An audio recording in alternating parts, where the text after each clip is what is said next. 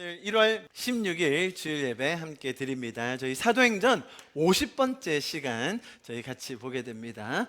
50번이라는 시간이 이렇게 후딱 지나가는지 잘 기억이 안 나는데요. 저희가 작년 초에 시작해서 이제 저희가 15장으로 들어왔고 50번째 시간을 맞았습니다. 자, 사도행전의 큰 장면의 전환을 이루었던 이른바 바울과 바나바의 1차 전도 여행이 지금 잘 마무리되었습니다. 14장, 저희가 지난주에 14장까지 봤는데요. 14장에 이렇게 마무리가 되었었습니다. 거기서 배 타고 안디옥에 이르니, 안디옥이라는 곳은 비시디아 안디옥이 아닌 시리아, 수리아 안디옥입니다. 그래서 그들을 파송했던, 바울과 바나바를 처음에 파송했던 그곳으로 이제 마지막 지점으로 돌아온 것이죠. 거기서 배 타고 안디옥에 이르니, 이곳은 두 사도가 이룬 그 일을 위하여 전에 하나님의 은혜에 부탁하던 곳이라. 하나님의 은혜를 힘입어 그들을 파송했던 그곳이 안디옥이었습니다. 그들이 이르러 교회를 모았죠. 거기에 몇 개의 교회가 있었나 봅니다. 그죠? 안디옥의 교회들을 다 모아가지고 하나님이 함께 행하신 모든 일과 그리고 이방인들에게 믿음의 문을 여신 것을 보고하고 어떻게 했죠? 제자들과 함께 오래 있으니라. 자, 그들을 파송했던 교회에 이제 다시 다다라서 하나님께 하셨던 일들, 또 이방인들에게 믿음의 문, 기회들을 열어주셨던 것을 보고하며 그들과 함께 은혜 안에서 교제했습니다. 그리고 오랜 시간을 같이 보냈다고 이렇게 기록이 되어 있죠. 여러분, 사실 1차 전도 여행 때, 바울과 바나바가 떠났던 1차 전도 여행 때 여러 번 죽을 고비를 넘겼습니다. 돌에 맞으려고 할 때 도망쳤던 것도 있었고요, 실제로 돌에 맞아서 거의 반쯤 죽었던 적도 있었습니다. 그것뿐만 아니라 그것보다 더 놀라운 것은 또 가는 곳마다 하나님께서 그들과 함께 하셔서 복음으로 인한, 또 은혜로 말미암은 주님의 역사들이 계속해서 일어났다는 것이었죠. 그래서 이들이 먼저 경험하고 받았던 은혜를 나누었을 때 일어났던 놀라운 일들을 파송했던 그 교회와 함께 나누었던 이 순간, 참으로 감사하고 또 감격적인 순간이었을 겁니다. 파송했던 선교사가 다시 돌아와서 그들이 경험했던 일, 어려웠던 일, 힘들었던 일, 죽을 뻔한 고비들 뿐만 아니라 하나님께서 역사하셨던 것을 나누면서 함께 오랜 시간을 머물렀습니다. 분명히 이곳에 이제 오래 있으면서 아주 오랜 기간 동안 여행을 하다 보니 그런 여독도 있었을 것이고요, 또 고향에 오랜만에 와서, 고향은 아니지만 원래 파송받은 곳에 와서 좀 맛있는 음식도 먹고 재충전하는 시간을 가졌을 겁니다. 그죠? 은혜를 나누면서 충전하는 시간을 가지고 있는데 예상치 못했던 불청객이 방문을 합니다. 그게 누구냐면, 잘 들어보십시오. 지금 여기는 안디옥이라는 곳입니다. 그런데 유대에서 한 사람들이 와서 이들을 가르치려고 하는 장면이 오늘 15장 1절의 말씀인데요. 보세요. 유대로부터, 유대라는 곳은 예루살렘. 자, 예루살렘은 딱 듣는 순간, 아, 복음을 나누는 본부 같은 곳이구나, 이제 그런 느낌이 드시죠? 예루살렘이 장전동이라면 유대는 금정구입니다. 무슨 말인지 아시겠죠? 그러니까 유대에서 왔다는 말은 예루살렘, 그 본부 쪽에서 왔다는 그 말이에요. 예루살렘, 유다 이렇게 가는 거잖아요. 사마리아 땅끝. 그래서 이제 유대 지역, 쉽게 말하면 본부 쪽에서 사람들이 와서 그들을 방문했어요. 방문하면서 뭔가 좀 태도가 이상합니다. 가르치려고 해요. 보십시오. 어떤 사람들이 유대로부터 내려와서 형제들을 가르치되, 뭐 나누든지 권면을 하든지 얘기를 하는 것이 아니라 그냥 아주 강압적인 자세로 가르치려고 들었다는 겁니다. 사실 유대인들이 모여있던 이 유대 지역은 지금 여기 안디옥에 비교하면 이방인들에 대한 관심, 또 이방에서 일어나고 있는 사역에 대한 정보가 많이 없었을 수도 있습니다. 정작 자신들이 머물고 있으면서 그 사역을 했던 바울과 바나바에게는 뭐 이방인, 유대인에 대한 구분이 지금 현재 없어졌다고 봐도 무방하지만 본부에 있던 사람들에게는 아직도 이 문제가 시비거리였다는 겁니다. 그래서 굳이 이렇게 찾아와서 가르쳐 주려고 하고 있다는 그 내용이 오늘 첫 번째 절입니다. 이들이 뭐라고 했는지 보십시오. 형제들을 가르치되 너희가 모세의 법대로, 이 법 들이밀면 참 곤란하죠, 그죠? 법대로 해야 될 거 아닙니까? 모세의 법대로 할례를 받지 아니하면, 할례라는 것은 몸에 증표를 새기는 겁니다. 구원받는 백성이라는 증표를 새기는 거예요. 그것 없으면 어떤 결과가 초래된다는 거예요? 구원을 받지 못한다. 굉장히 충격적인 선언이었습니다. 자신들이 맞고 자신들이 하고 있는 이것이 옳은데 너희들이 잘못하고 있다. 그러니 너희가 배워야 된다. 너희가 이것을 받아들여야 된다. 그렇지 않으면 구원을 못 받는다라는 상황이에요. 자신들은 잘하고 있는데 그 사람들은 모르고 있기 때문에 가르쳐준다, 이런 태도인 것이죠. 이런 식의 강압적인 또 지시적인 말투로 이곳 성도들을 가르치는 상황이 벌어졌는데요. 자, 보십시오 여러분. 이곳 안디옥 교회, 지금 현재 바울과 바나바가 1차 전도여행을 마치고 머물고 있는 이 안디옥 교회는 아무래도 바울과 바나바가 중심이 되어서 신앙의 기초를 잘 닦아놓은 곳입니다.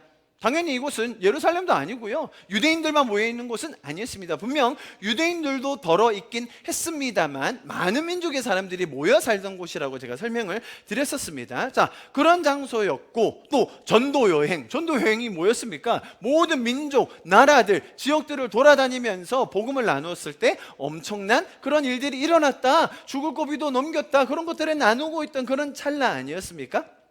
자, 그래서 사실은 유대인들이나 혹은 유대 지역에서 믿고 있던 그런 유대인의 선민 사상이 아닌 예수님께서 직접 가르쳐 주셨던 모든 민족과 모든 나라의 복음을 전하는 그 실제를 보고 경험했던 바울과 바나바가 세운 이 안디옥 교회에 와서는, 유대에서 어떤 사람이 와서는 이런 폭탄 선언을 했기 때문에 사실 거기에 있던 사람들에게도 적지 않은 동요가 있었을 거예요. 큰 혼란이 왔을 겁니다. 사실 바울과 바나바 입장에서는 꽤나 황당한 소리였겠죠. 아니, 지금 우리가 1차 전도여행 갔다 와서 그 죽을 뻔한 고비와 어마어마한 복음의 역사, 막 안진뱅이가 일어나고 사람들이 돌아오고 거기에 관리들이 막 돌아오는 그런 역사들을 나누고 있는데 지금 할례라니 무슨 황당한 소리입니까? 그죠? 말이 안 되는 그런 상황이었을 겁니다. 사람들은 충격이었을 것이고 바울과 바나바에게는 너무나 황당한 그런 멘트였어요. 자, 그래서 이 2절에 보면 어떻게 표현되는지 보세요. 바울 및 바나바와 그들 사이에 적지 아니한 다툼과 변론이 일어난지라. 지금 이 상황 이해가 되시죠? 단순히 그렇게 생각하세요? 저희는 그렇게 생각하지 않는데요. 이 정도 수준이 아니라 지금 고성이 오고 지금 무슨 소리 하는 거냐고. 초를 쳐도 유분수지, 코를 빠뜨려도 유분수지, 지금 무슨 소리냐고, 도대체 복음을 제대로 알고 있는 거냐고 하면서 아주 적지 않은 다툼이 일어났다는 거예요.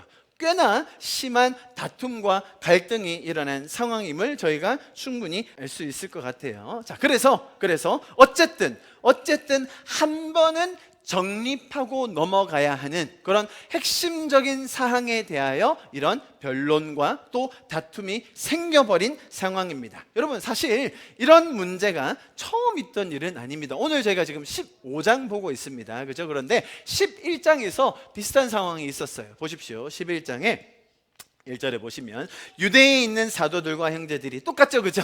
유대에 있는, 여기가 본부입니다. 본부임에도 불구하고 유대인들만을 위한 복음, 유대인들만을 위한 구원이라는 이 선민 사상이 워낙 많이 있었기 때문에 유대에 있는 사도들과 형제들이 이방인들도 하나님의 말씀을 받았다함을 들었더니, 자, 여기 누구 상황입니까? 지금은 베드로 상황입니다. 오늘은 바울과 관련된 15장이지만 이때 11장에서는 지금 베드로가 고넬료를 만난 이후에 그때 이방인들도 성령을 받고 돌아오더라 라는 소식을 듣고 나서 했던 말이 이겁니다. 베드로가 예루살렘에 올라왔을 때에 보세요, 할례자들이, 무슨 말입니까? 우리는 할례 받은 사람, 너희는 아닌 사람, 우리는 선민, 너희는 다 이방인, 우리는 구원받을 백성, 너희는 아닌 백성. 그게 3절에 딱 나오죠. 이르되 내가 무할례자예, 딱 표현하는 게 보십시오. 우리와 저들을 나누고 구분하고 편을 나눠서 서열과 자기들 간의 어떤 계급을 나누는 그런 표현인 것이죠. 이르되 내가 무할례 집에 들어가 그들에게 사랑을 나누고 복음을 나눈 것에 트집 잡는 게 아니라 뭘 트집을 잡아요? 아니, 그들의 집에 가서 밥을 먹어? 어디 감히 밥을 먹었다는 거야?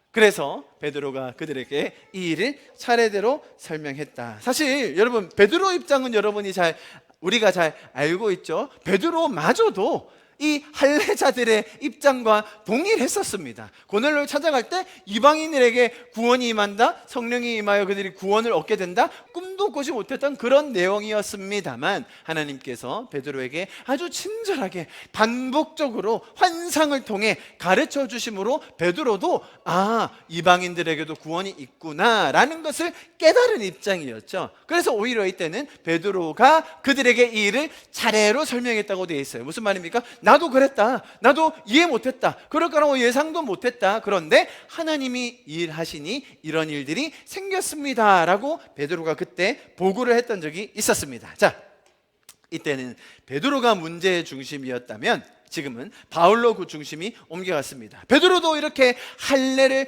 받아야 하는 유대인에게만 구원이 있다고 철석같이 믿고 있던 때가 있었죠. 그때는 사람들이 베드로가 무할례자들의 집에 들어가서 밥을 먹었다는 사실만으로도 막 트집을 잡았었고요. 지금은 보세요. 아주 비슷한 맥락인데, 그죠? 당시 베드로 때 상황과 지금 바울의 상황이 비슷한 맥락이지만 조금은 다른 표현을 써가면서 이 구원의 핵심에 대한 문제를 건드리고 있습니다. 자, 여러분, 제가 질문을 드려보겠습니다.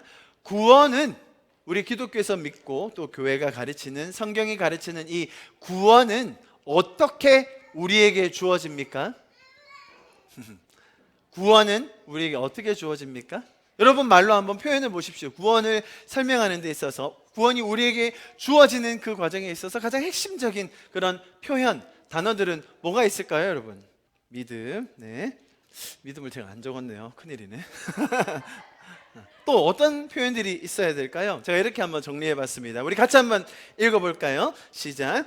하나님의 아들이신 예수 그리스도의 십자가 보혈의 공로로 말미암아 하나님의 은혜로 죄인이었던 우리에게 주어지는 하나님의 선물. 자, 이것이 우리 성경이 가르치는, 그죠? 교회가 믿고 따르는 구원이라는 것입니다. 이 구원을 받는, 우리가 구원을 얻는 이 표현에 대해서는 다 동의하실 것입니다. 구원에 있어서 여러분 보십시오. 지금 적혀져 있는 이 표현에서 인간 쪽에서 할 수 있는 일은 전혀 없습니다. 세상에서는 많은 종교들, 철학들, 심지어 세상의 많은 가치관들 속에서는 우리가 해야 된다. 세상은 공짜가 없기 때문에 우리가 이루어야 되고 우리가 노력한 만큼 그 결과를, 열매를 얻어낼 수 있다라고 믿어요. 그러나 여러분, 기독교에서 얘기하는 구원이라는 것은 완전히 다른 접근입니다.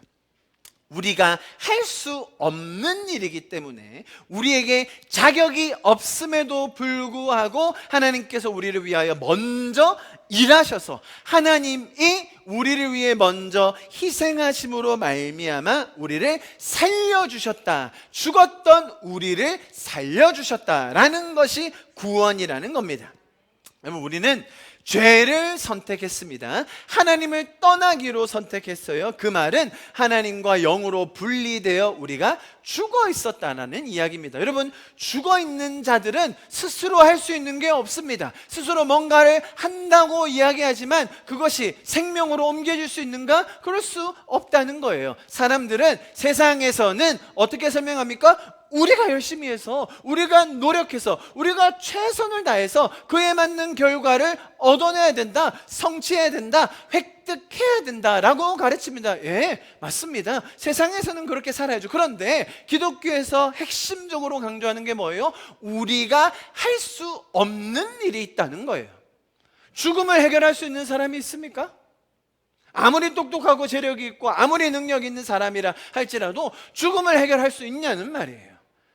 우리의 죽음이라는 이 운명 앞에서 어떤 노력을 한다 해도, 어떤 최선을 다한다고 한들 그것이 바뀌어질 수 있냐는 거죠. 기독교는 그 문제에 대해서 이야기하고 있는 거예요.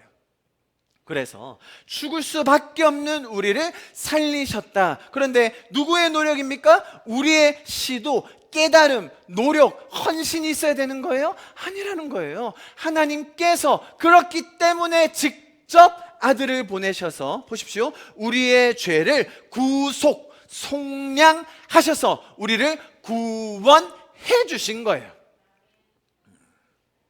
이 구원은 아까 우리 자매님께서 믿음이라고 얘기해 주셨는데 보세요. 자, 믿음은 그 다음이에요. 하나님께서 먼저 이루어 주셨죠. 그죠? 하나님께서 구원이라는 이 사건, 속량, 죄사함, 그리고 우리를 구원하셔서 천국의 삶을 살 수 있도록 하나님과 다시 생명으로 연합할 수 있는 것을 이루어 주셨어요. 그것을 우리는 어떻게 믿게 되었습니까? 누군가가 그 은혜를 먼저 경험한 누군가가 그것을 우리에게 나누어 주었을 때에 우리에게 믿음이 생기게 된 것이죠. 내가 믿기로 막 믿어봐야지, 나는 이거 안 믿으면 안 되겠다라고 선택했는 시점이 있었지만 그것마저도 하나님께서 은혜로 사람들을 보내주시고 복음을 전하는 아름다운 발이여 하잖아요.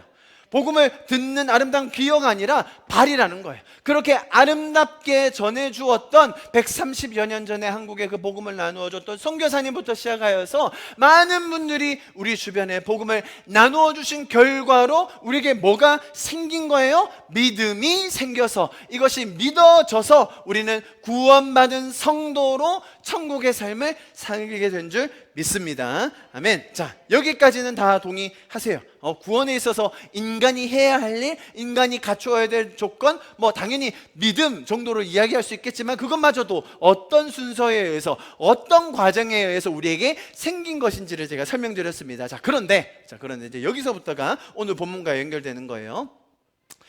구원을 받았는지 안 받았는지, 이제 그것을 체크해 봐야 될 거 아닙니까? 구원은 하나님이 다 이루어 주셨어요. 오케이. 인간이 할 수 있는 거 없어요. 오케이. 자, 그런데 구원을 받았는지 안 받았는지, 저 사람이 구원을 받았는지, 저 사람이 지금 천국에 갈 확신이 있는지, 믿음으로 고백을 하는지, 자, 구원을 받았는지 안 받았는지 그것을 자체적으로, 그건 자체적으로밖에 할 수 없어요. 자, 보세요. 자체적이라 하는 말은 어떤 공동체 안에서 나 혼자 있으면요 그냥 주관적으로 생각하면 되는 건데, 자, 자체적으로 검증하고 확인하고 점검하는 데 있어서, 자, 지금 제가 어떤 얘기하는지 아시겠죠? 구원은 이렇게 되는 거예요. 인간이 할 수 있는 게 없어요. 그런데 그 구원을 점검한다는 거예요. 어떻게? 받았는지 안 받았는지 그것을 자체적으로 검증하고 확인하고 점검하는 데 있어서 사람들마다 기준이 달라요.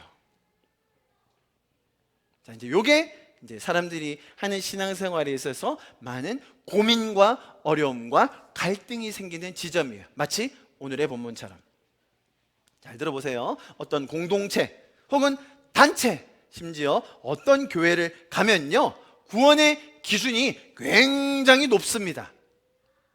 구원을 받았냐 안 받았냐 그것을 딱 점검해서 오케이, 당신은 구원 받았네요.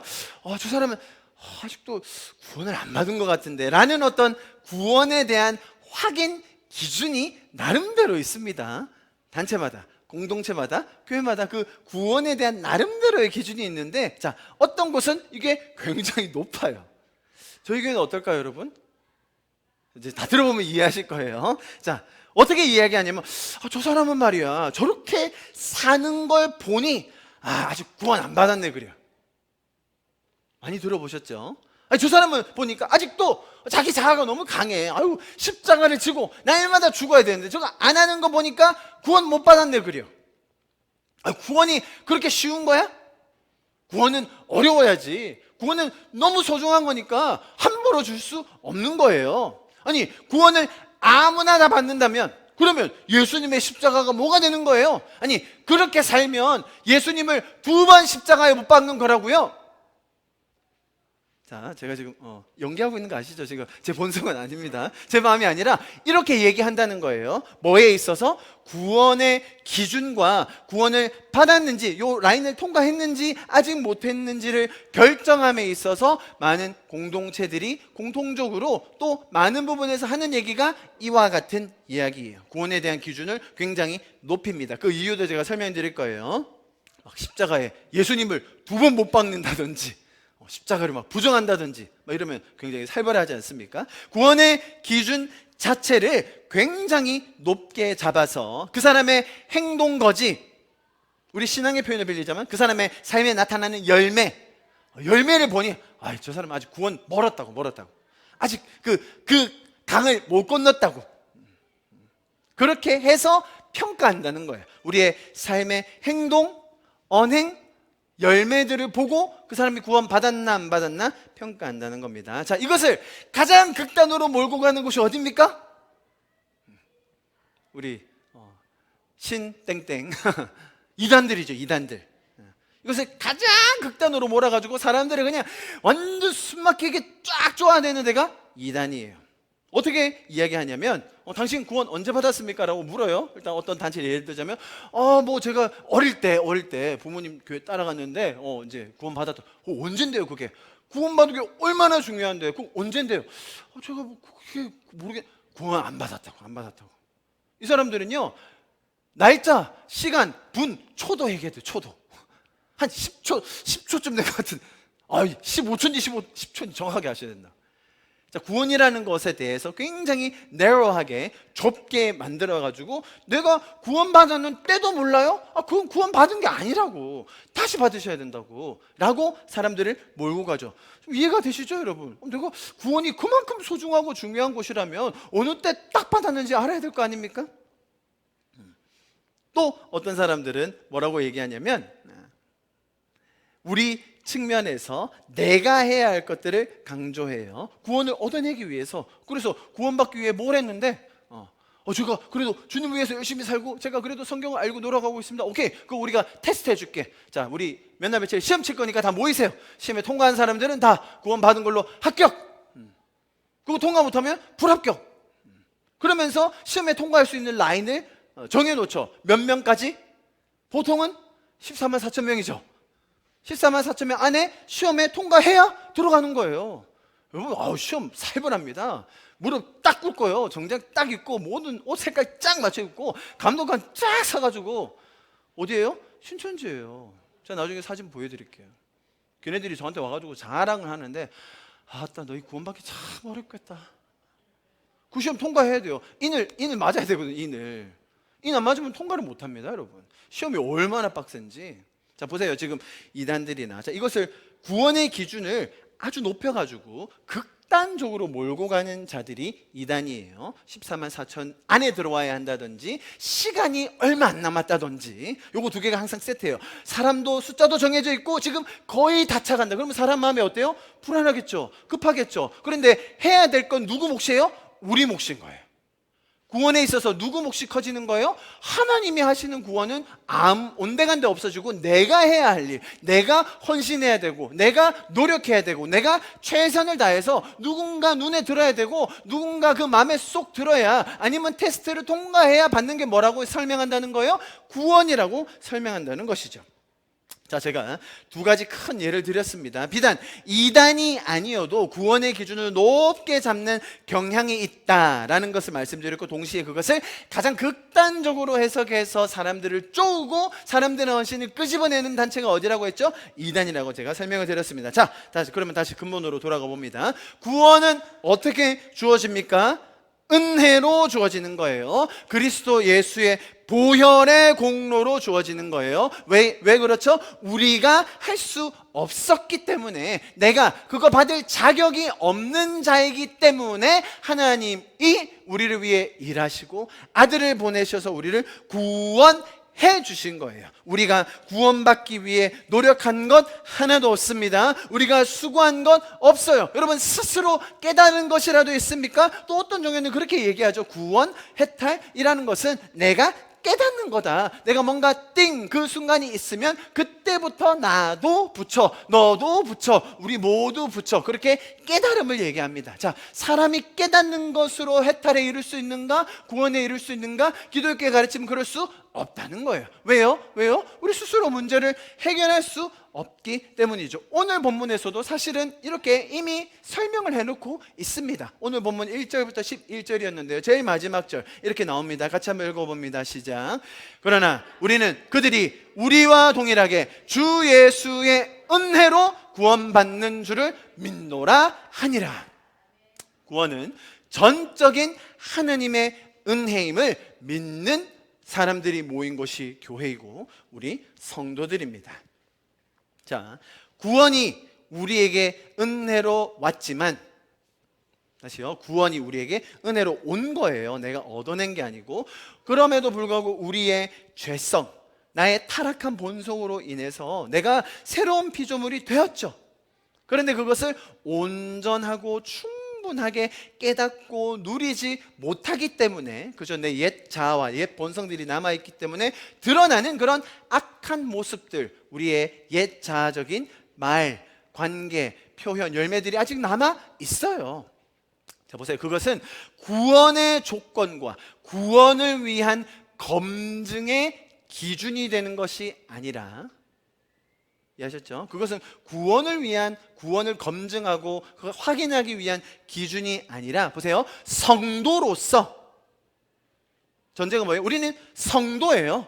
구원받은 성도예요. 성도로서 우리가 하나님을 닮아가고 그리스도의 장성한 분량에 다다라가는 과정이에요.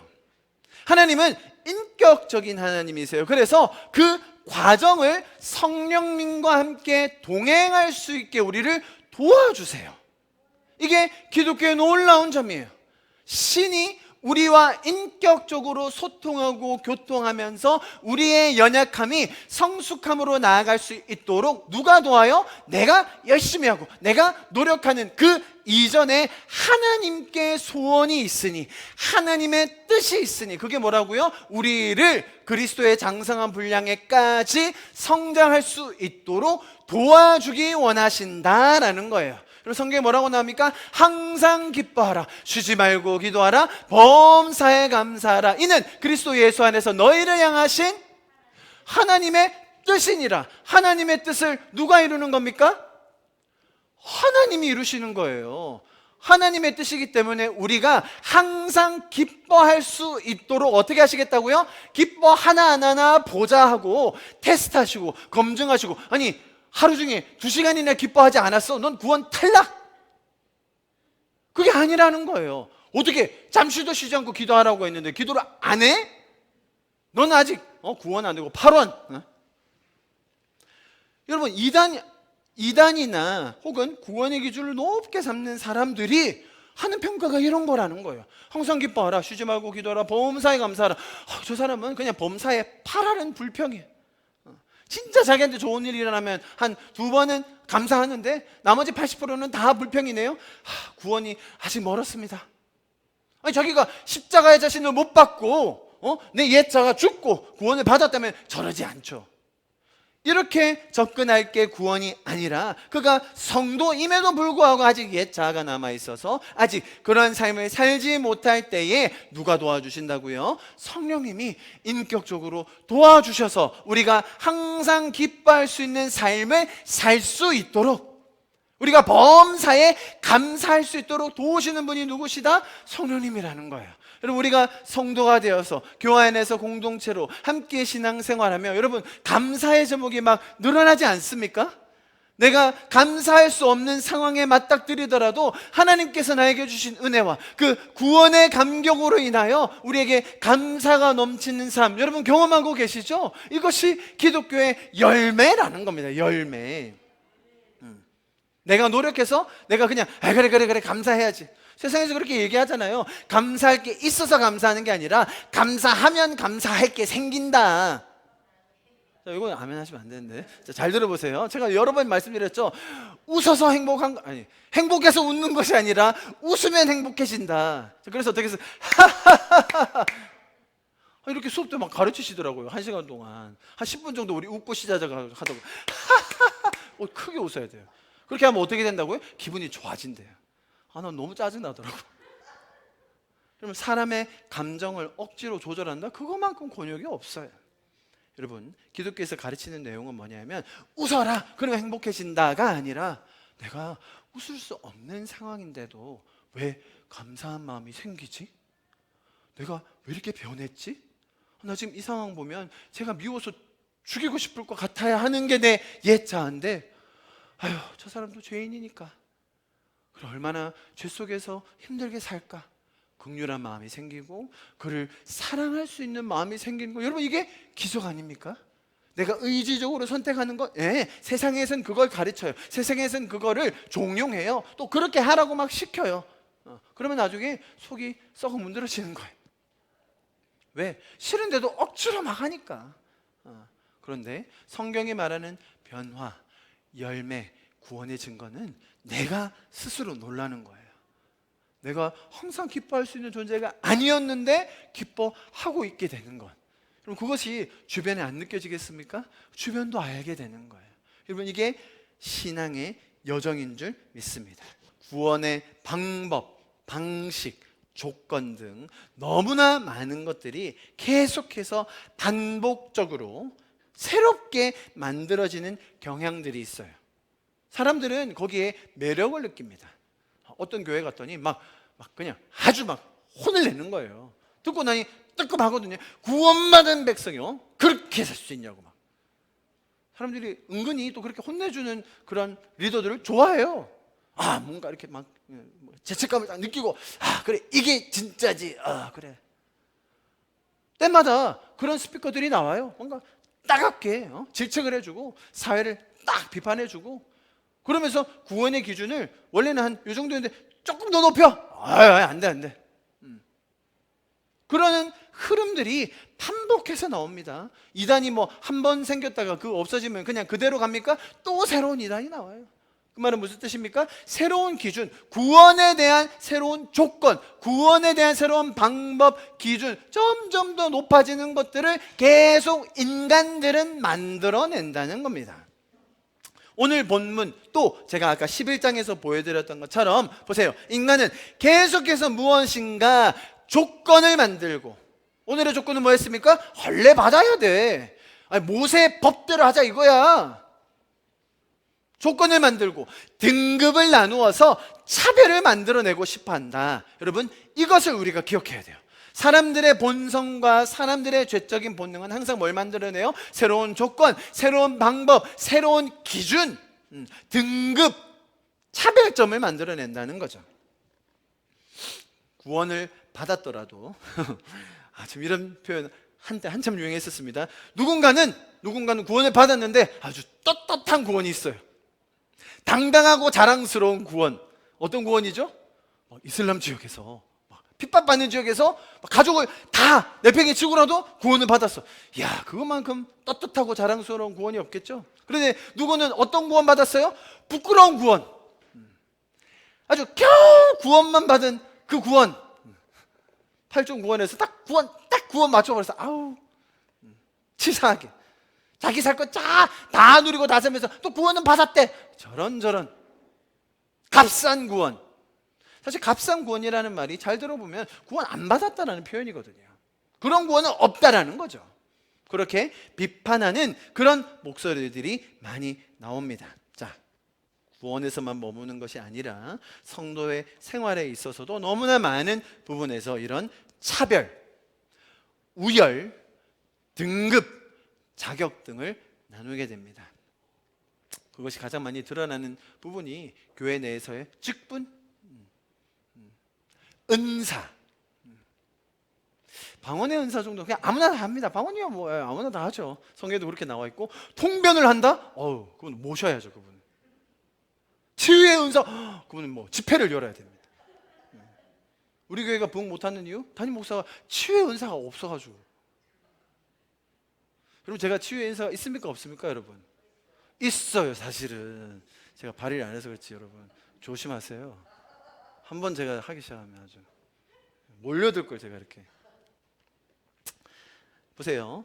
은사라든지 직분이라든지 그런 많은 부분에 있어서 사람들은 계속해서 우열과 등급과 자격과 차별을 만들어냅니다. 이런 것들이 반복적으로 나오고 또 문제화되고 불거지는 이런 죄적인 원리들을 여러분, 하나님은 이미 알고 계셨습니다. 그리고 동시에 이 모든 것이 은혜로 해결될 수 있다는 것, 은혜의 원리 안에서 순리대로 모든 것이 은혜 안에 수렴돼야 한다는 것, 그것을 이루어낼 수 있는 공동체가 교회임을 하나님은 이미 알고 계셨습니다. 우리는 그것을 따르는 성도들이고요. 우리가 가지게 되는, 잘 들어보십시오 여러분, 갈등들, 어려움, 문제, 특별히 이렇게 관계 속에서 생기게 되는 이런 공동체 안에서의 문제들은 은혜로 해결될 수 있음을 우리가 기억해야 합니다.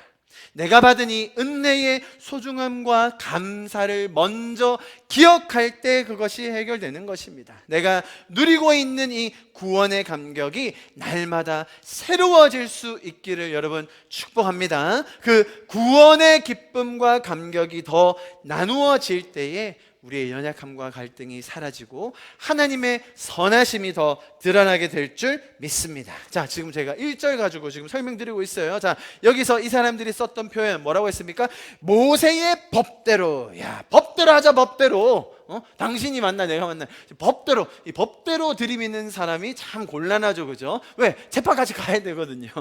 자, 그런데 이 문맥 속에서 쓰인 이 법대로라는 이 단어는 좀 신중하게 보아야 하는데요. 자, 보세요, 여러분. 모세의 법대로라고 하니까 이 유대인들이 철석같이 믿는 이 율법, 모세 오경, 하나님이 주신 그 율법대로 해야 되는 것 아닌가, 그런 뉘앙스가 생기지 않습니까? 여기서 이 사람들이 썼던 법대로에서 이 법은요, 율법을 뜻하는 노모스, 제가 이렇게 설명드릴 때는 충분히 이유가 있는 거 아시죠? 노모스를 쓰지 않았고요, 에데이라는 이 단어를 썼습니다. 무슨 뜻이냐면 잘 들어보세요. 이 에도스의 번역인데요, 뜻은 오랜 기간에 걸쳐 확립된 관습이라는 뜻이에요.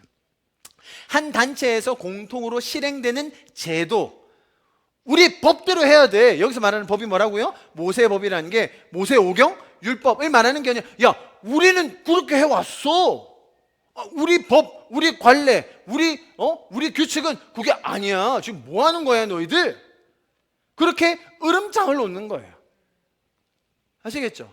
여기서 하나님의 법을 들이밀면서 그대로 하지 않으면 구원을 못 받는 게 아니라, 야, 우리가 지금 몇천 년 동안 해온 이거를 너희가 지금 깡그리 무시해? 이런 분수도 모르는 놈들, 근본도 없는 놈들이라고 하면서 비판하고 있다는 거예요.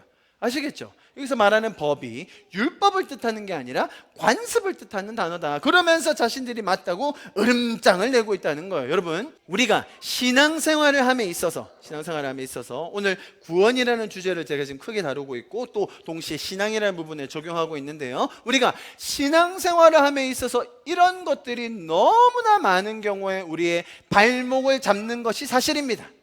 교회 예배를 드림에 있어서, 또 공동체를 이루어감에 있어서 이건 해야 돼, 저건 없으면 안 돼, 이건 이렇게 해야지 라는 전통과 관습들이 꽤나 많이 있습니다. 그죠? 그것이 깨어질 때, 그것이 무시될 때 어떻게 이야기합니까? 저렇게 해서는 안 된다고. 심지어 구원이 없다고 이야기하는 거예요. 저렇게 해서는 교회가 예배도 아니야. 여러분, 슬리퍼 신고 난닝구 입고 설교하면 됩니까, 안 됩니까? 또 우리 목사가 저렇게 또 하려는 거 아니야, 이렇게 걱정하지 마시고, 슬리퍼 신고 난닝구 입고 설교하면 됩니까, 안 됩니까? 돼요, 여러분. 어디에서요? 아프리카에서는 그렇게 해요. 아프리카에서 옷이 없는데 어떻게 합니까? 그죠? 아프리카에서 15년 사역하고 오셨던 선교사님, 실제 있었던 일입니다. 실제로 정말로 란닝구 비슷한 옷을 입고 강대상에 오르신 거예요. 교회가 난리가 났죠. 그래가지고 다니 목사님이 부랴부랴 부목사, 야, 너 옷 벗어가지고 자기 추리닝 갈아입고 정장 벗어가지고 입혀서 세웠다는. 이 선교사님은 15년, 세월이 짧은 세월이 아니잖아요. 그 아프리카에서 사역해가지고 거기서 하시다가 당연히 여름에 한국 오셔가지고 그냥 편안하게 입고 아프리카 정통 복장처럼 입고 올라갔는데 도저히 할 수가 없는 거죠. 저희 교회는 강대상이 뭐 이렇게 강대상도 없고 나뉘어 있지도 않지만, 보통 교회 아시죠? 위에 강대상 있고 밑에 강대상이 따로 있습니다. 외부에서 온 사람들 넥타이도 안 매고 뭐 이렇게 가운 없다 그러면 위에는 못 올라갑니다, 여러분. 제가 어릴 때 그 강대상 신발 신고 올라가면 안 되는데, 그 강대상에 종 한번 쳐보고 싶어가지고, 이 종은 무슨 소리가, 신령한 소리가 나나? 한번 땡겼는데 또 사찰 집사님 오셔가지고 아주 세게 때리시더라고요, 저를. 어디 감히 그 신령한 종을 치냐고. 여러분, 우리가 신앙생활을 함에 있어서 이런 관습들, 관례들이 꽤나 많은 영향을 끼친다는 것, 우리가 오늘 본문을 통해서 기억해야 합니다. 여러분, 이렇게 정장처럼 입어도 되지만 꼭 그러지 않아도 돼요. 그래서 전통이 진리의 자리를 차지하는 것을 우리는 경계해야 한다는 거예요. 아시겠죠? 이 사람들이 으름장 놓는 거 보십시오. 어디 감히, 어디 그렇게 함부로. 분명히 이 사람들이 하는 말을 우리가 이해는 하지만, 진리의 자리를 대체하려고 한다, 구원을 운운한다, 교회의 존재와 그 예배의 어떤 정의 자체를 건드린다, 그러면 안 되는 거예요. 우리는 전통과 역사 속에서 지금 이 자리에 왔습니다. 저는 그것을 분명히 기억하고 있습니다. 우리 선배, 신앙의 선배들, 또 목회자들, 너무나 많은 수고와 헌신을 통하여 우리는 그 토대 위에 지금 우리가 서 있음을 꼭 기억해야 합니다. 우리 신앙의 선조들이 그 수고를 들이시면서 사실은 목숨을 걸고 이 자리까지 올 수 있었는데, 저희가 그것을 따르는 사람들로서 그것을 무시할 수는 없어요. 그 누구보다 정말 신앙을 지켜오시고 또 전수해 주신 우리 신앙의 선배들을 존경해야 합니다. 동시에 그죠? 그런 존경과 그 인정 위에 또 전통과 관습이 진리의 자리를 대신하는 것들을 그냥 우리가 넘어가서도 안 되는 거예요. 신앙의 핵심, 진리의 정수는 들으십시오, 하나님과의 관계입니다. 그 외적인 것들의 모습이 그것을 결정하지 않아요. 구원은 죽었던 우리가 다시 살아서 이제 하나님과의 관계를 회복했다는 의미입니다. 한낱 피조물인 우리가 창조주이신 성령님과 날마다 동행하고 그분이 우리를 향하신 놀라운 뜻과 계획이 있으시다는 것을 아는 것, 우리는 그 기쁨과 감사 안에서 살 수 있는 존재가 되었습니다. 그래서 우리는 그 하나님을 찬양하고 예배하는 것입니다. 많은 이들이 때만 되면 이렇게 모세의 법을 들먹이면서 신앙에 대해서 시비를 거는 경우가 많을 것입니다. 네, 그것 자체를 막 무마하려고 해서도 안 될 것입니다. 왜냐하면 그 과정을 오늘 우리가 볼 거거든요. 그러나 가장 간결하고 아름다운 이 신앙의 핵심을 우리가 놓치지 말기를 간절히 축복합니다. 우리는 은혜를 배우고 또 그 은혜를 누리고 나누는 자들입니다. 그 놀라운 하나님의 일하심과 또 인도하심이 우리의 삶에 더 풍성할 수 있기를 간절히 축복합니다. 자, 2절과 3절 보십시오. 바울 및 바나바와 그들 사이에 적지 아니한 다툼과 변론이 일어난지라,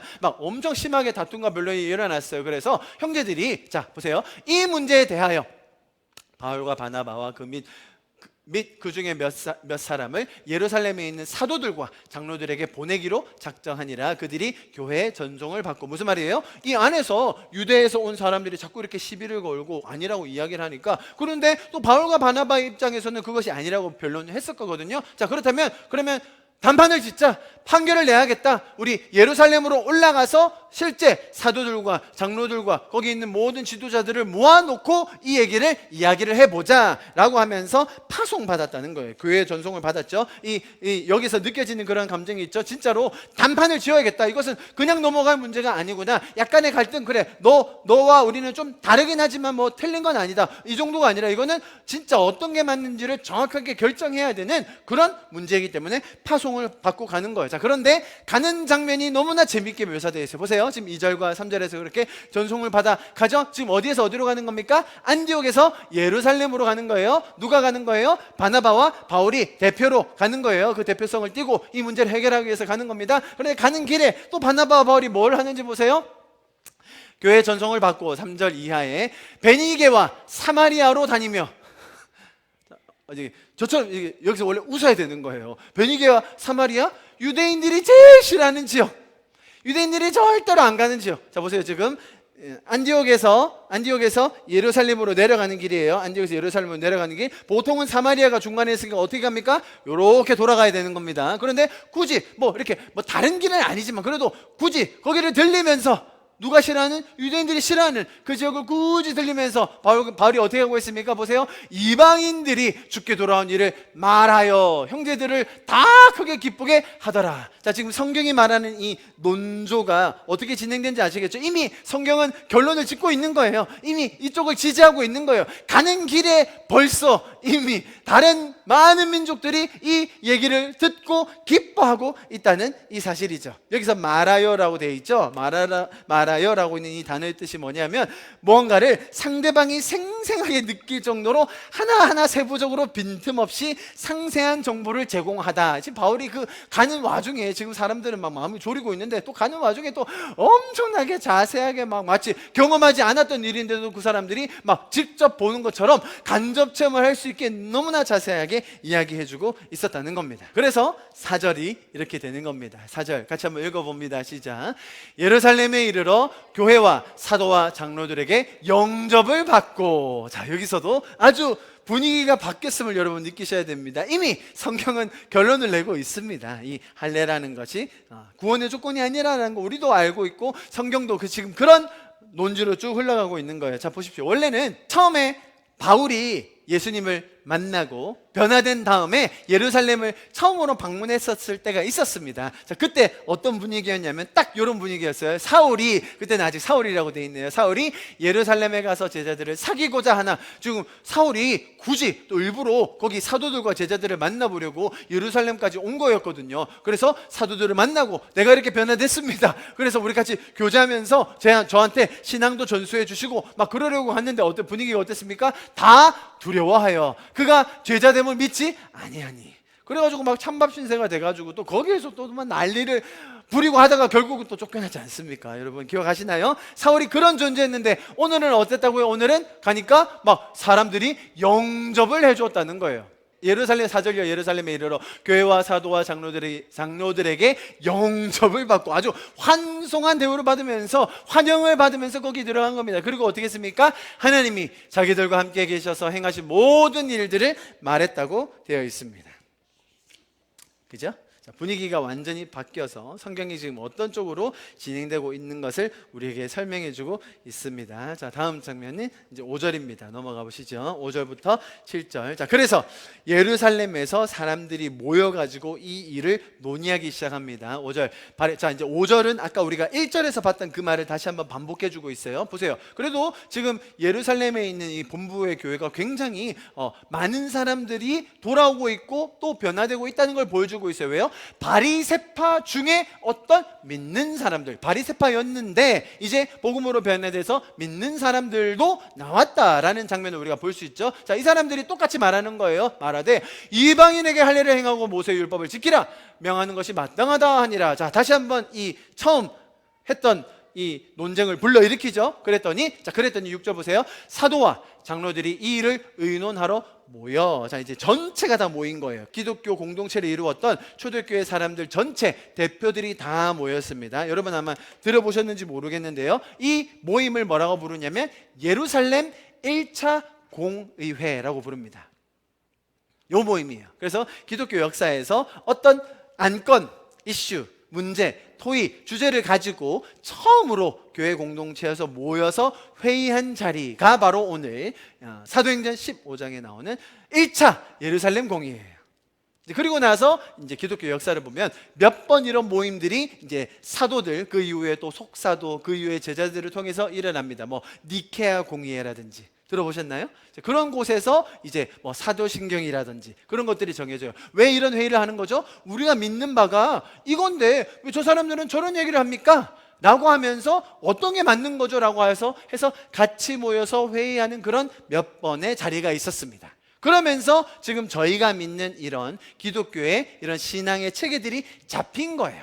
사실 신학이라는 것은 이단적인 그런 생각들, 그죠? 우리가 원래 배워왔던 가르치던 그런 내용과 다른 어떤 사람들이 일어났을 때 저게 뭐지? 그렇다면 우리가 믿는 건 뭐야? 라고 하면서 정한 게 뭐예요? 사도신경, 사도들이 함께 고백하는 신앙의 고백, 그것이 성경만큼의 지위를 차지할 수는 없지만 우리가 믿는 바를 설명해 주는 그런 역할을 하는 것이죠. 이해하시겠습니까? 그래서 그런 회의들이 있어 왔는데 그 회의의 첫 번째 태동이 되는 회의가 뭐였다고요? 오늘 예루살렘 첫 번째 1차 공의회이고 그것이 사도행전 15장입니다. 자, 보세요. 그러면서 이제 의논하러 모였는데 7절요. 많은 변론이 있은 후에, 자, 거기에서도 좀 몇 가지 변론을 했나 봅니다. 이 사람들이 이렇게 주장하고, 아니 이건 이래야 되는 겁니다. 아니 하나님이 일하는 걸 보십시오. 지금 말이 됩니까? 라고 하면서 서로 막 변론을 하다가 이제 그것을 결론 짓고 뭔가 마무리하기 위한 발언으로 먼저 베드로가 등장을 합니다. 오늘 베드로를 보고 다음 주에 이제 야고보를 보면서 이 1차 공회를 마무리할 건데요. 보세요. 베드로가 이렇게 운을 뗍니다. 7절. 베드로가 일어나 말하되 형제들아 너희도 알거니와. 자, 사실 거기 있는 형제들도 알고는 있습니다. 어떤 일이 있었다는 것에 대해서. 특별히 베드로가 어떤 일을 겪었는지 잘 알고 있어요. 너희도 알거니와 나도 너희와 같았다. 나도 너희와 같은 입장이었다. 나도 처음에는 전혀 믿기지 않았고 그렇게 받아들일 용의가 없었다. 너희도 알지 않느냐? 그죠? 그렇게 시작을 하는 겁니다. 여러분, 자 보십시오. 제가 구원이라는 것에 있어서도, 신앙이라는 것에 있어서도 설명드렸듯이 누군가는 그것을 전해줘야 된다고 말씀드렸습니다. 먼저 은혜를 받은 사람, 먼저 경험한 사람, 먼저 그것이 믿어진 사람이 그것을 나누게 되는 것입니다. 동일한 원리입니다. 베드로도 똑 그렇게 했습니다. 자신도 이 사람들처럼 할례가 중요하고 그것이 구원의 조건이라고 생각하고 있었습니다. 그런데 그가 먼저 은혜를 받은 자로서 너희도 알거니와 나도 그랬지만 지금 이렇게 변화되어서 하나님이 나를 사용하셔서 하나님이 나에게 은혜를 주셔서 지금 이렇게 변화된 것처럼 하나님은 지금도 동일하게 그렇게 일하시는 분이시다라는 설명을 베드로가 하고 있는 겁니다. 그래서 먼저 은혜를 받은 사람을 통하여 그 은혜가 흘러가게 되는 것, 그것이 기독교의 아주 순리적인 원리인 것입니다. 이것은 단순히 권위적인 혹은 베드로가 거기에 리더이기 때문에 발언을 하면서 그 사람들을 잠재우려고 하는 것이 아니라 먼저 잘못된 것을 알고 있었고 또 그것이 깨우쳐져서 바로 수정을 잡은 당사자인 베드로가 이렇게 발언하는 것을 보면서 우리는 기독교의 원리라는 것이 은혜가 흘러가는 것이구나 라는 것을 우리가 배울 수 있게 되는 것입니다. 하나님은 우리가 먼저 은혜를 경험하기를 원하십니다. 아니요, 사실은 우리는 이미 구원이라는 가장 완전하고 온전한 기적을 이미 경험한 자들인 줄 믿습니다. 이 은혜가 은혜 되게 하기 위하여 우리는 함께 모여 이렇게 신앙의 공동체를 만들어가는 것입니다. 또 그리고 이 은혜가 더 흘러가기를 간절히 바라는 마음으로 또 이 섬김의 특권을 우리가 함께 누리기 원하는 것입니다. 자, 이제 막바지로 나아갑니다. 8절과 9절 보십시오. 또 마음을 아시는 하나님이 우리에게와 같이 그죠? 그들에게도 성령을 주어 증언하셨고 또 믿음으로 그들의 마음을 깨끗이 하사 그들이나 우리나 차별하지 아니하셨느니라. 여러분, 여기서 말하는 이 구절에 믿음이라는 단어가 굉장히 놀라운 단어입니다. 사전에 이렇게 정리가 되어 있습니다. 피스티스라는 단어인데요, 굉장히 여기에서 쓰인 이 용례가 너무 놀라워요. 제가 읽어드릴게요. 보세요. 인간의 감정이나 의지가 아니라 신에 대한 확실성을 근거로 하여, 신이 확실하다, 이 신은 분명하다라는 그 근거로 하여 아무 의심 없이 그 신의 모든 것을 받아들이는 객관적이고 인격적인 신뢰 행위, 이것이 여기서 베드로가 말하는 믿음이라는 단어의 사전적인 뜻이에요. 여러분, 믿음이라는 것은요, 뭔가 대단한 헌신을 요구하고 또 엄청난 각오를 다지는 것이 아닙니다. 하나님께서는 우리에게 계속적으로 지속적으로 끊임없이 보세요, 포기하지 않으셔서 우리를 인격적으로 만나주시고 설득해 주시고 또 이해할 수 있도록 우리를 도와주십니다. 우리가 하나님을 알 수 있도록 하나님이 누구신지 계속해서 계시해 주셔서 결국 우리에게 그런 인격적인 신뢰가 생기게 되는 것, 그것을 믿음이라고 부르는 거예요. 믿음은 내가 뭔가를 각오를 다지고 헌신을 하는 것이 아니라, 인간 쪽에서 먼저 생겨나는 것이 아니라 하나님이 우리에게 주시는 이것 또한 선물인 것을 베드로는 다시 한번 강조해주고 있는 것입니다. 할렐루야. 하나님은 이렇게 우리가 믿음이 생길 수 있도록 도와주시는 분이신 거예요. 오늘 마지막 절입니다. 그런데 지금 너희가 어찌하여 하나님을 시험하여 우리 조상과 우리도 능히 매지 못하던 멍에를 제자들의 목에 두려느냐. 여러분, 멍에 뭔지 잘 아시죠? 일하는 짐승을 통제하기 위해, 보세요, 일꾼이 생각하는 그 모양을 만들어 가지고 그 짐승의 목이나 그를 통제할 수 있게 꽉 옥죄는 그런 수단을 말하는 겁니다. 여러분 보세요, 제가 서두에 말씀드렸던, 초반에 말씀드렸던 구원의 기준을 높인다, 구원의 그 통과하는 문을 아주 더 힘들게 만들고 사람을 적게 만들고 시기를 더 급박하게 만든다. 자, 그 성도가 되는 것을 검증하고, 그죠? 그것을 확인받기 위한 기준을 점점 높이는 것, 이게 뭐예요? 멍해라는 거예요. 자, 이거는 누가 편한 거예요? 누가 일하기 편하겠어요? 그것을 잡고 있는 사람이 나머지 멍에 맨 사람들을 조종하기가 쉬운 거예요. 이거 안 해? 구원 없어. 이거 안 해? 당신 집사 장로 못해요. 이렇게 안 살아요? 어떻게 감히 그렇게 하려고 해요? 뭔지 아시겠죠? 기준이 높아질수록 앞에 선 사람은 멍해를 딱 붙들고 그 사람들을 조종하기 쉬운 거예요. 그게 멍해라는 거예요. 여러분, 갈라디아에서는 이렇게 이야기하고 있습니다. 우리 같이 한번 큰 소리로 읽습니다. 시작.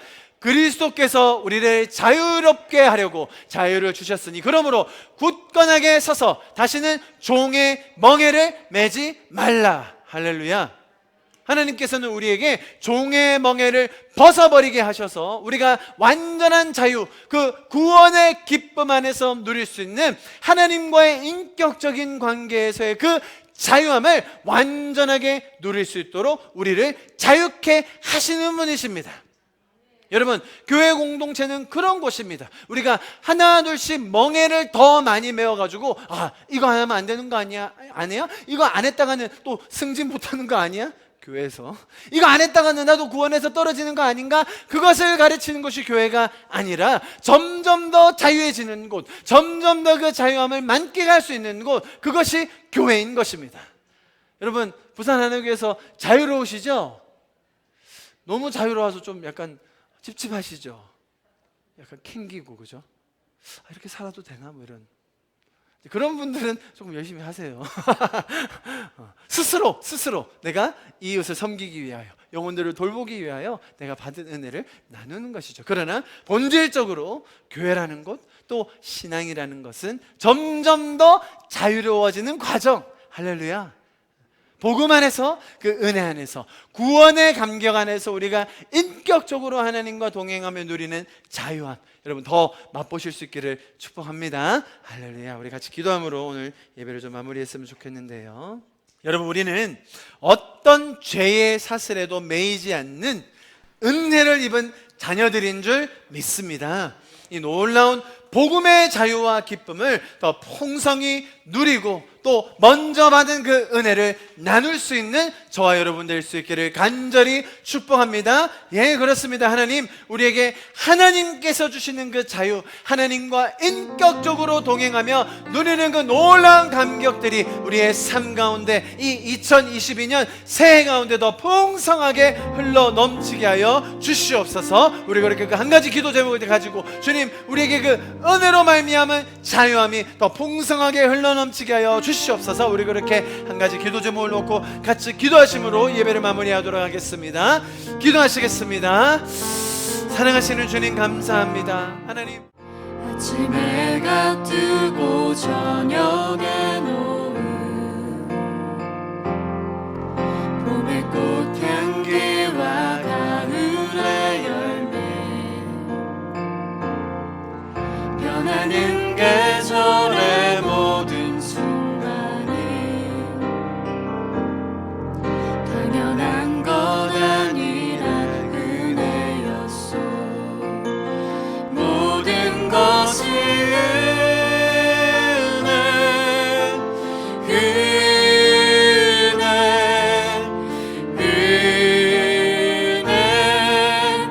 한없는 은혜, 내 삶에 당연한 것 하나도 없었던 것을, 모든 것이 은혜였소.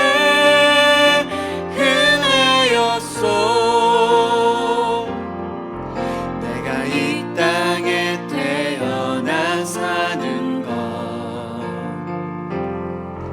어린아이 시절과 지금까지 숨을 쉬며 살며 꿈을 꾸는 삶, 당연한 것 아니라 은혜였소. 내가 하나님의 자녀로 내가 하나님의 자녀로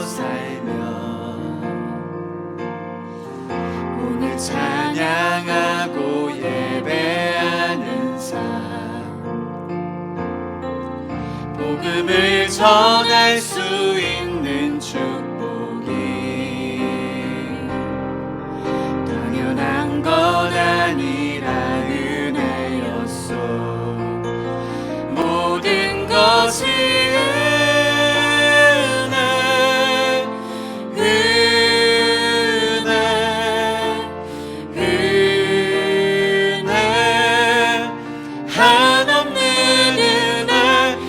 삶에 당연한 것 하나도 없었던 것을 모든 것이 은혜였소. 모든 것이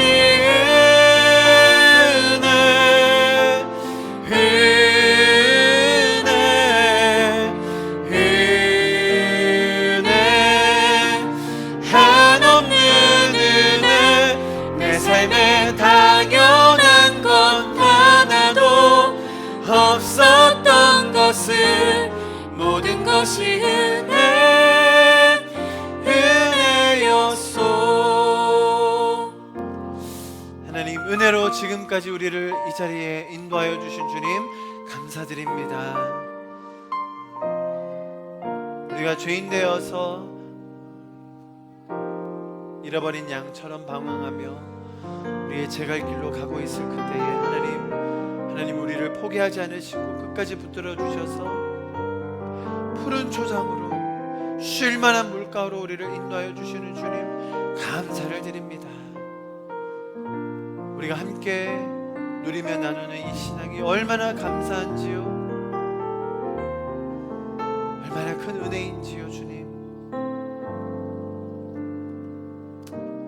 주님께서 살아계심으로 말미암아 우리를 위해 일하시는 이 사실 날마다 더 깨닫고 누리며 나누는 우리가 되게 하여 주시옵소서. 지금은 우리 주 예수 그리스도의 그 무한하신 은혜와 하나님 아버지의 인도하시고 공급하시고 역사하시는 그 일하심과 성령님의 감화 감동하시고 또 인도하시며 날마다 인격적으로 우리를 도우시는 그 역사하심이 지금 이 자리에 모여서 은혜를 사모하며 다시 한번 하나님을 더 배우고 하나님과 동행하기로 그것을 사모하며 마음을 모으는 한 분 한 분 성도들 위해, 그 가정 위에, 직장과 학업 위에, 또 이 자리에 함께하지 못하지만 마음으로 참여하는 그 많은 성도들 가운데 지금부터 영원토록 함께하실 것을 간절히 축복하며 기도하옵나이다. 아멘.